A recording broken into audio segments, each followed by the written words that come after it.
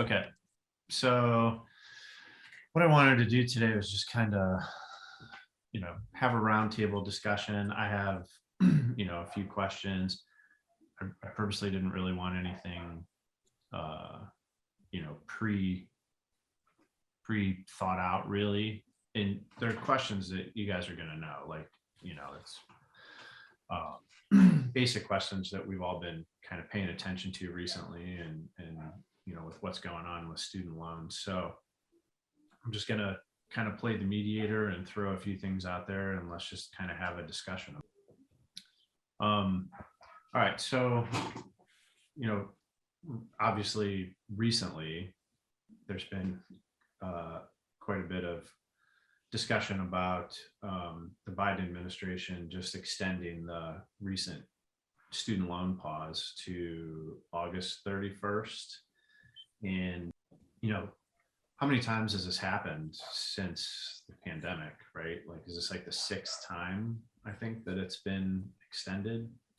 It's something like that. I think they did it so they could roll out what they just did yesterday or the day before, which is You need to give them some time. to give them some additional time to roll out the new program where even like your FIFA loans will count for student loan forgiveness Right. for most people. And now it also gives them time to figure out how to implement it, because one of the things that I looked at is there's no real plan to implement it. They say it's automatic. They're going to do it automatically, but they're not saying how they're going to do it automatically, other than through the website. Right. I think also yesterday or the day before, an article came out from the Secretary of Education saying that, we're going to fix this and they're going to start doing targeted loan forgiveness. And I think his quote was something like, after years of mistakes, we're going to fix this. And that was one of the things is the loan servicers pushing people into forbearance instead of when they were eligible for, the payments counting towards forgiveness. So I think they're doing some targeted forgiveness, which is good. That's probably necessary, but I think that's part of the plan that they're buying time for, right? Yeah, they're basically buying time so they can go in and look at anybody that qualified or should have qualified for loan forgiveness right now. Mm-hmm. And they're taking all the payments that they should have qualified for, and that were even during while they were in forbearance, they're giving them credit for that time so they can basically forgive those loans for people, especially in the public service loan forgiveness, but also people who had regular IDR plans, like a 20-year plan. They may have been in forbearance for a number of years, of which at the end of it, there was some loan forgiveness as well. So even though they had, a zero payment, they're still going to get credit now for that time. Right. And additionally to the time that they were in forbearance as well. And that's both for PSLF and the regular forgiveness. Not only that, it's for the old FIFL program as well. So it's not going to include just the consolidated loans. It's going to include anybody that was in a FIFL program as well. Aaron, do you think they're gonna do another extension after August 31st, kind of lead up to the terms? I mean, I'm not saying it might not be a political thing, but it's interesting the timing of it. Well, that's harder to tell this far out. You get hints of whether they're going to do it a little closer to it. They'll tell the servicers a couple months before the CARES Act is set to expire not to send out repayment information. So it's kind of hard to tell this far out whether they're going to do it again. I didn't think they were going to do it again after the last one, but what they did now, so the forgiveness programs, whether it's public service loan forgiveness or student loan forgiveness, haven't worked. 98% of people that qualify for it, they never got the forgiveness that they were intended to get. Every day, you'll see people who are in forbearances for an extended period of time, who loans were unconsolidated. They were not in any type of income-driven repayment plan, but they actually qualified for public service loan, for a $0 a month payment. You'll see the servicers, they answer the question that was presented to them. Someone will say, well, I'm having financial problems. I'm not able to pay much on my student loans. And they'll just place them in a forbearance. You see this every single day. People there are forbearances and deferments for extended periods of time that didn't necessarily need to be. If they would have just taken a step further and explained to them what their options were, most of these people, and we do see this every single day, qualified for a $0 a month plan. So what the Department of Education did is actually huge. What they did. I just spoke with someone not 3 days ago who would have qualified for forgiveness 3 years ago had they not been in a forbearance or deferment for so long.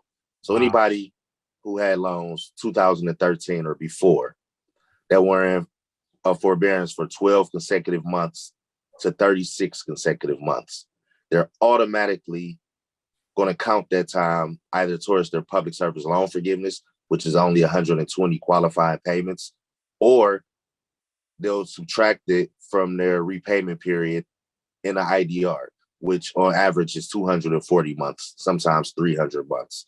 That's huge. They say hundreds of thousands, but I think millions of borrowers whose loans would already have been forgiven had they not been in forbearances and deferments. The forgiveness wasn't available until 2017, but the program began counting in 2010. And especially counting fee for loans. There are people who you'll see pay consistently from, let's say, 2000 to the market crash of 2008, when a lot of people lost their jobs. They were placed in forbearances when they probably qualified for, if not zero, something close enough they could have paid. Right. So by allowing public service loan forgiveness to retroactively count fee-for payments, that's millions or more borrowers. This is actually huge. On top of that hasn't been written about too much, changes that they made to rehabilitation and garnishments. Supposedly, and it hasn't happened yet, I literally check every day.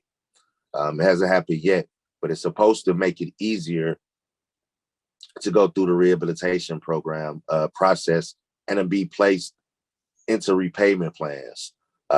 That's going to be huge as well. It's really hard dealing with the collection companies to do rehabs and garnishments. So for once, the federal government actually did something that's going to help millions of Americans. It seems like what I saw the other day was, I think it was like 40,000 people immediately are going to get forgiveness, or, like there's nothing they have to do. But then I think once they start doing the reviews, then what you were just talking about, that'll be more people after that. So it could end up being millions. Yeah, and there are things they have to do, though. They'll count that time, but your loans still have to qualify for forgiveness. There may still be steps that you have to take in order to get your forgiveness. The waiver still expires in October of 2022 that you have to, in order to get that time to count.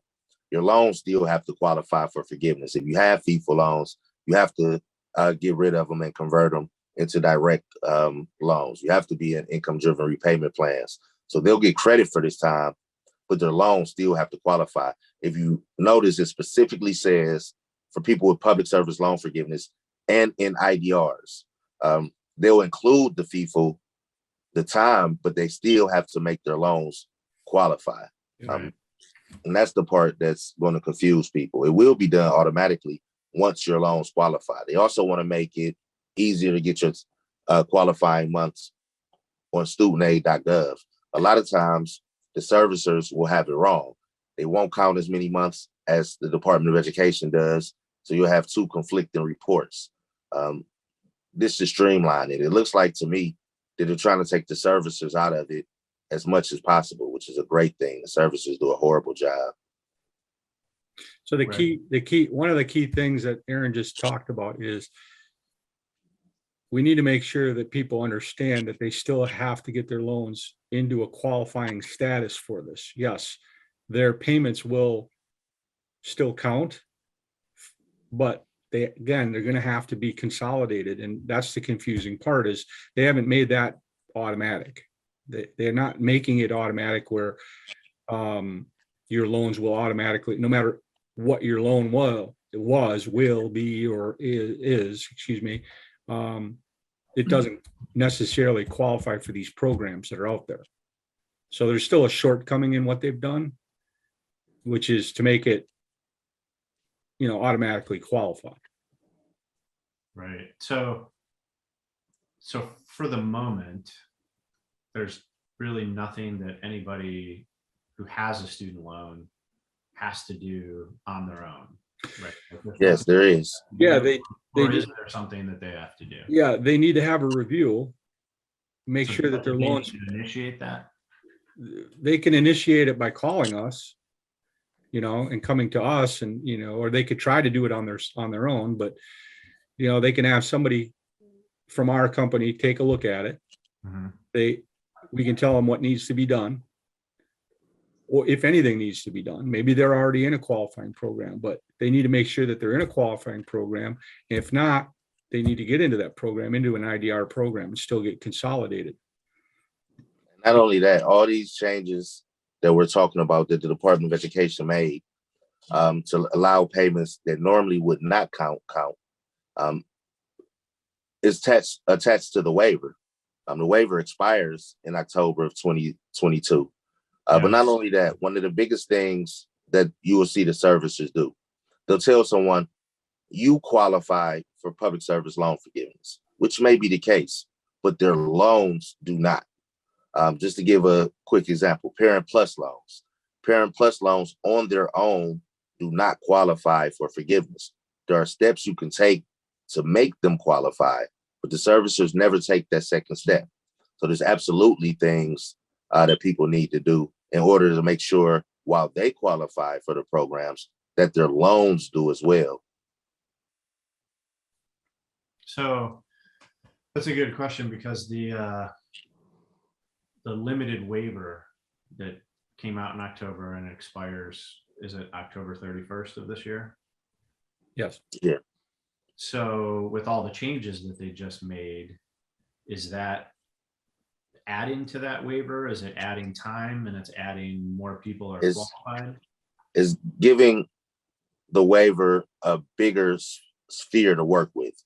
Now, once you do the waiver, more payments will count than previously would have. So once you get your loans to qualify for forgiveness, a lot of this is supposed to take effect automatically. Once you've notified them that you want these payments to count. You still have to be enrolled into public service loan forgiveness, into the program. They won't enroll you automatically. Like Right. Craig was saying, loans won't consolidate automatically. These are agreements that you're entering into with the federal government about how you'll repay your loans. So you have to make sure that you're in the correct plan and also in the correct program. You won't automatically be enrolled in this program. If you have FIFA loans, there's no such thing as income-driven repayment plans for FIFA loans. They have income-sensitive plans. And the servicers will sometimes say, oh, we'll put you in an income plan. But they're not telling you it's not an income-driven repayment plan, an IDR. This is a requirement for forgiveness. So while these payments will count, you have to make your loans qualify for forgiveness. There are steps that need to be taken. That part won't happen automatically. Just the payments that will count once that's done should be automatic, but I wouldn't put much faith in the federal government doing anything automatic. We'll count the payments when we submit the forgiveness paperworks. We'll have a pretty good understanding, I should say, of what the payments should be. Not only previous payments under programs that didn't normally qualify, and Parent Plus loans are not one of those exceptions. They will never qualify for forgiveness presently or retroactively until steps are taken. But you still have to be enrolled in those programs. All right. Switching gears a little bit. Over the last couple of years, there's been talk about just blanket loan forgiveness, $50,000 in loan forgiveness, $10,000 in loan forgiveness. Certain politicians are saying one thing, Biden administration is kind of saying something a little bit different. I think they're open to $10,000, but he doesn't want to do an executive order for it. He wants Congress to pass something. I think we all probably kind of agree that Congress can't really agree on anything, so that may not ever happen. What do you think about, Craig, on just the blanket loan forgiveness, or any type of forgiveness like that's going to come out from the administration? Like right now, I think they're doing targeted forgiveness, which I think is good, but all the talk is, some kind of big chunk of loan forgiveness. Do you think that's going to happen? Well, one of the most important things that could happen is a blanket loan forgiveness of $50,000. The reality of it is, though, Congress can't vote on how to tie their shoes successfully. And the president has proven time and time again, he's not willing to write it off via executive order. He wants it to come through an act of Congress, or, being funded through Congress. So do I see a time when there will be a blanket forgiveness? No, I do not. I don't think it will ever happen. If there's even a slight chance that it will happen, it'll happen right before the elections as a political move. It won't be, and it'll probably be the minimum of $10,000 that he has said that he's willing to do. And hopefully, it doesn't work if it politically. I hope because he made a promise to do it, and now he's done everything impossible, to not do it. So the thing with blanket forgiveness, Aaron, don't you think that like what they're doing right now, the targeted loan forgiveness, or increasing the programs, and then they've also done, weren't there certain groups of like disability or the schools that went under with their students got loan forgiveness? Like I feel like that's a good position to take, that, hey, we're forgiving loans from the people who really need it. so they did something better for discharges. I'll come back to that in a moment. To say it's targeted forgiveness, that's kind of a political. They're using target politically. They aren't necessarily targeting anybody. They're giving forgiveness to people that should have already gotten it, Right. but the servicers messed up. But yes, they're doing what they're doing, especially with those forbearances. Like that's one of the best things they've done in a long time. But the thing with blanket forgiveness, if the federal government in all its infinite stupidity decides to just unilaterally by executive order forgive any amount of loans, there's going to be unforeseen consequences. Right. So if you just we'll use $10,000 because that's what he ran on. If you just take $10,000 of debt from every borrower, you're going to recalculate what's called the discretionary income. This is what income-driven repayment plans are based off of. So you're going to inadvertently give everyone in income-driven repayment plans a higher monthly payment because you just took away $10,000 worth of debt.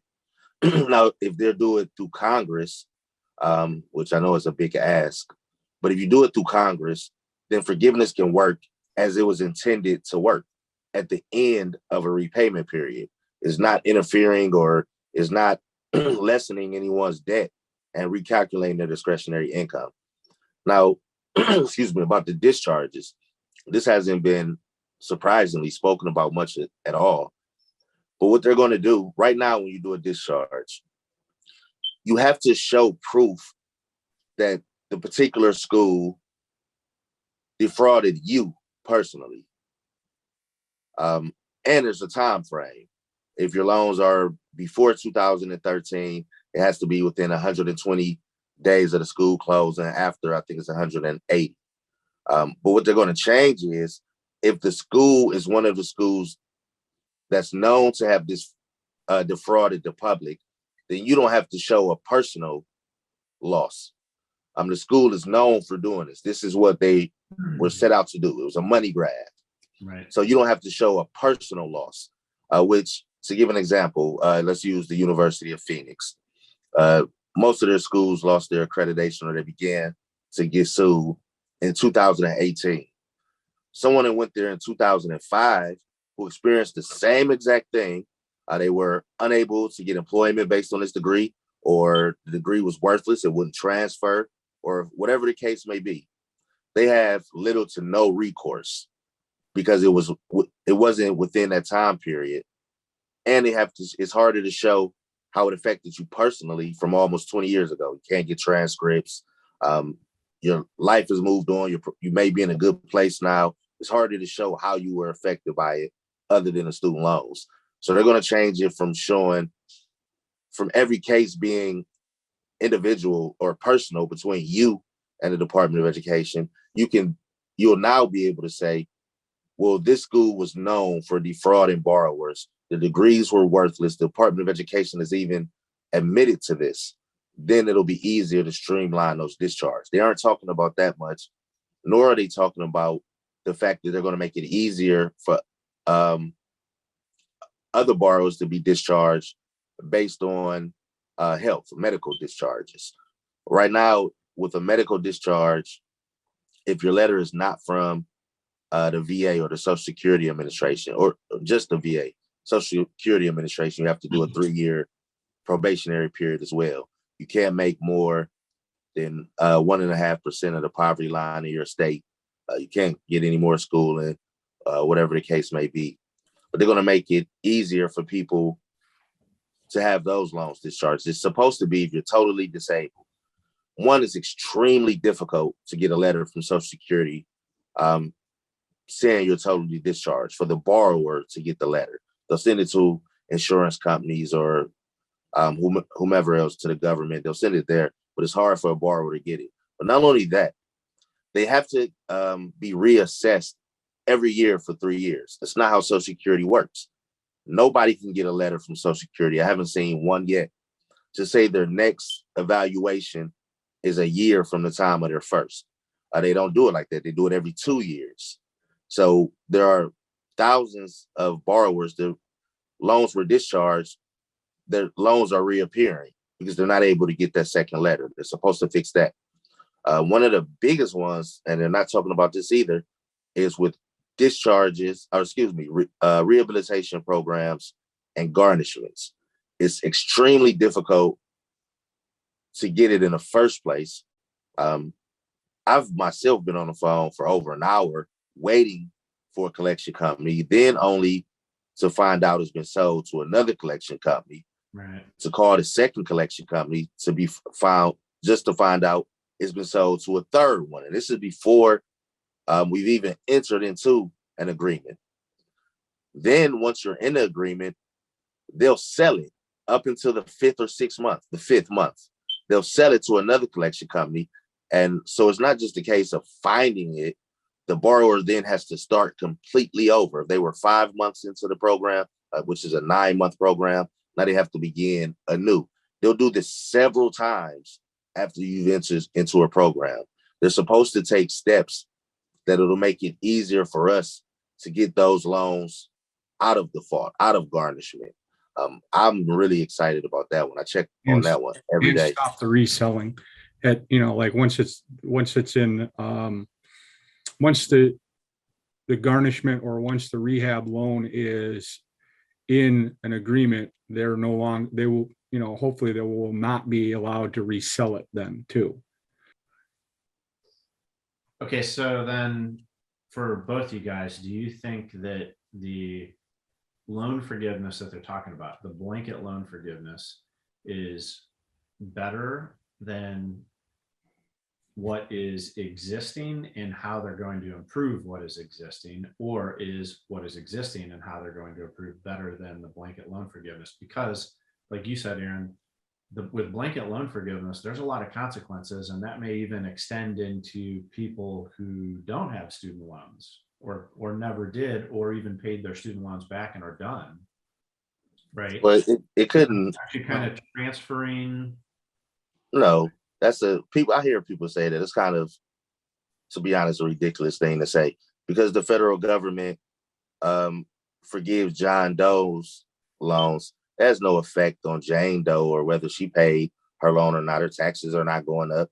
She's not going to have to pay somebody else's student loans. The government is going to spend the money they collected on her taxes one way or another. What it does is is it rectifies decades of mistakes the servicers have made. I've seen people with FIFA loans that have been paying them since the 1980s that qualify for public service loan forgiveness. These people have provided a service to the community, and we're told because of that, if they entered into a program and were responsible with their loans, it'll be forgiven. This isn't the borrower's fault, it's the servicer's fault.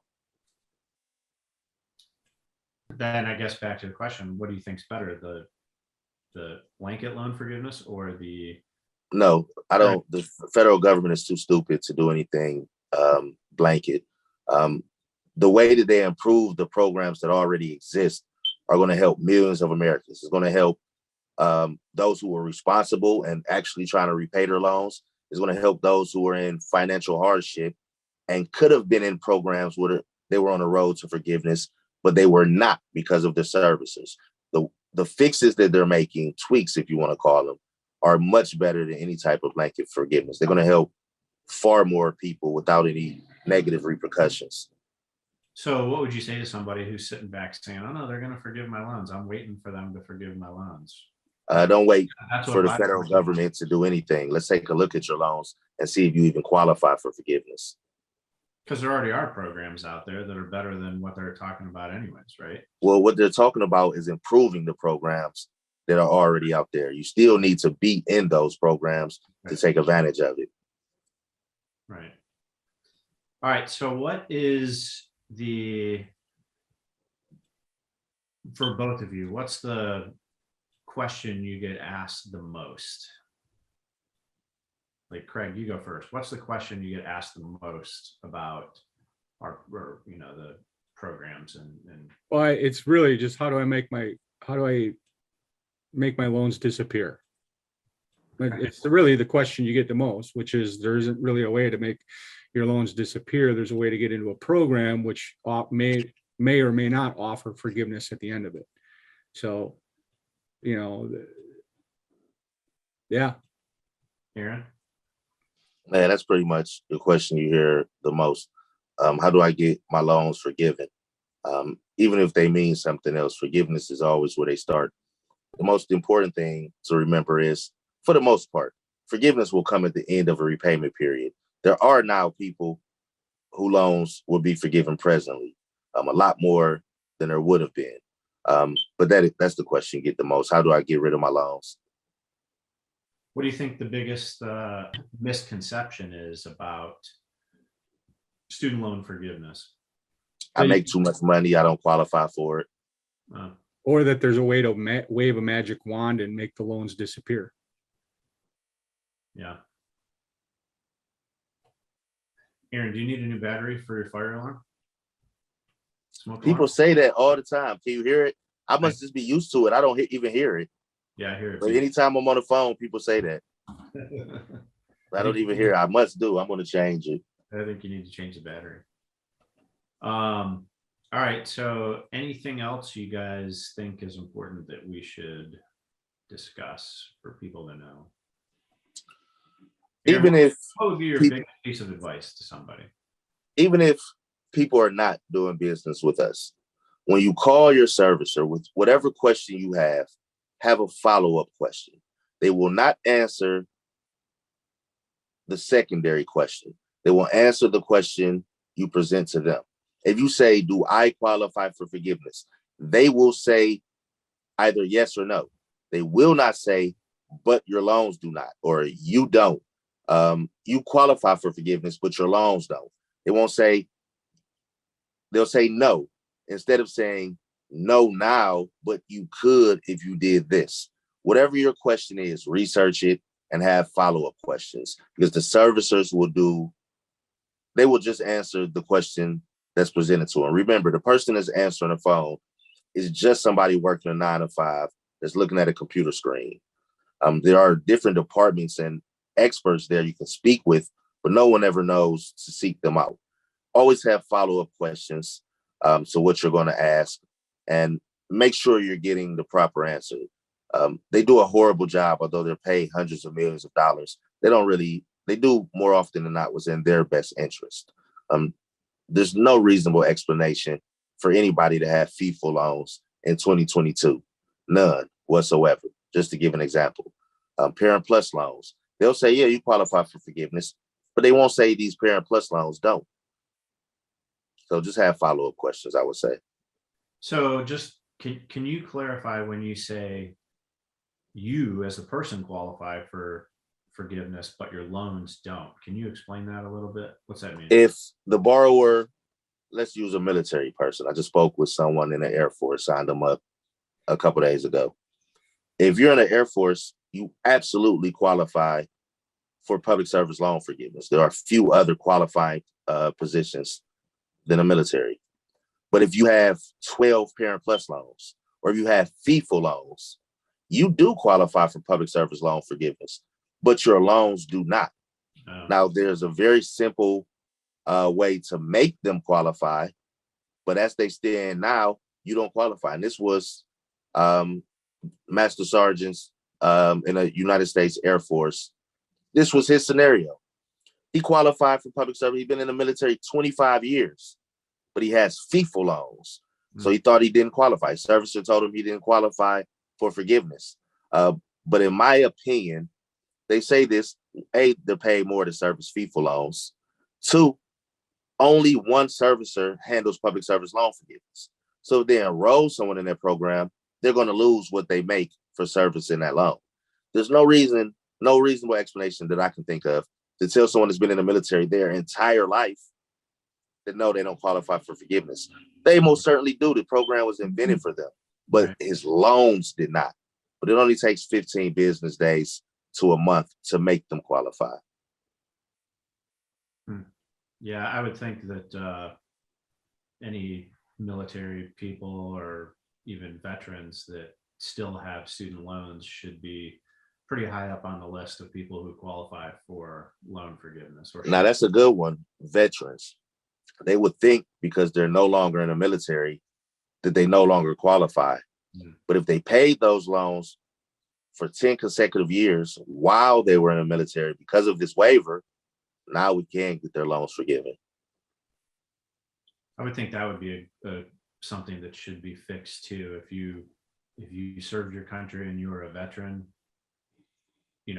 and you have student loans, regardless if you were making payments for 10 years while you were in there or not, I would think that should be pretty high up on the list of people who should get their loans forgiven. Well, they should do a lot for veterans that they don't do. So that's a whole nother webinar. Yeah, right. What we should do for our veterans, but I agree. But I'm just saying, I think that should be pretty high up on the list of people. Yeah, Craig, what do you sound like we have reasonable people in our government? Yeah, well, some of them are veterans, so I would think they would be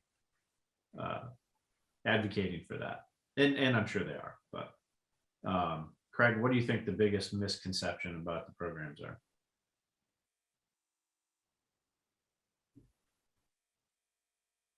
That they're easy, that anybody can do it. I would say probably. I mean, they're not difficult, but they make getting through the red tape is kind of a chore. There are no misconceptions because no one knows anything about these programs. No one ever explains it to them. Usually your financial advisor does your exit counseling for you. So you've never even heard of these programs. Your average borrower thinks that they have to pay, and I guess you can use this as one. Your average borrower thinks they have to pay whatever the Department of Education sends them as their payment. I guess that's a good one. We came to that pretty organically through conversation. Whatever they get in the mail, they think that's what they have to pay. And it's not the case.